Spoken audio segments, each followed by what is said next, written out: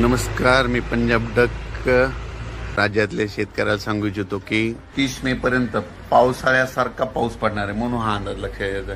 शेतकऱ्यांना माझी विनंती, तुम्ही काय करा, तुमची शेतीची कामे करून घ्या. कांदा असेल तर काढून घ्या, पाऊस उघडण्याची वाट पाहू नका.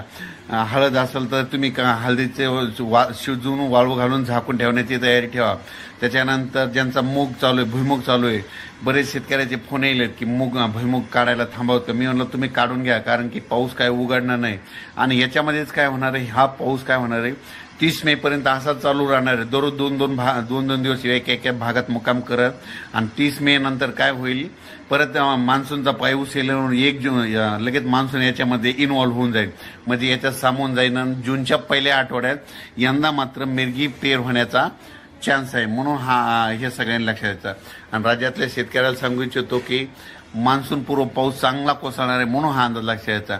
सांगायचं झालं तर हा पाऊस बीड जिल्ह्यात खूप पडणार आहे. बीड जिल्ह्यातल्या शेतकऱ्यासाठी आनंदाची बातमी.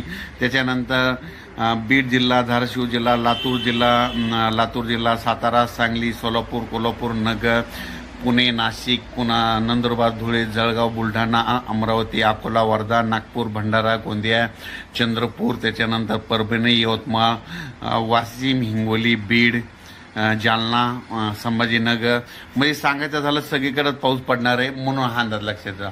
त्याच्यासाठी आनंदाची बातमी, तुमच्या ऊसाला या 30 मे पर्यंत तुमच्या ऊसामध्ये 4 वेळेस पाणी साचल सऱ्यामध्ये, म्हणजे 4 वेळेस तुमच्या ऊसाच्या सऱ्यामध्ये पाणी साचल, म्हणून तुमच्यासाठी आनंदाची बातमी. ज्यांचा म्हणजे खास करून ज्यांचा ऊस असेल तर तेव्हा सांगतो की तुम्ही नांगरून खतं देऊन घ्या, कारण की पावसाळ्यासारखा पाऊस पडणार आहे, म्हणून हा अंदाज लक्षात द्यायचा. अचानक वातावरण बदल झाला तर लगेच एक विषय दिला जाईल. धन्यवाद.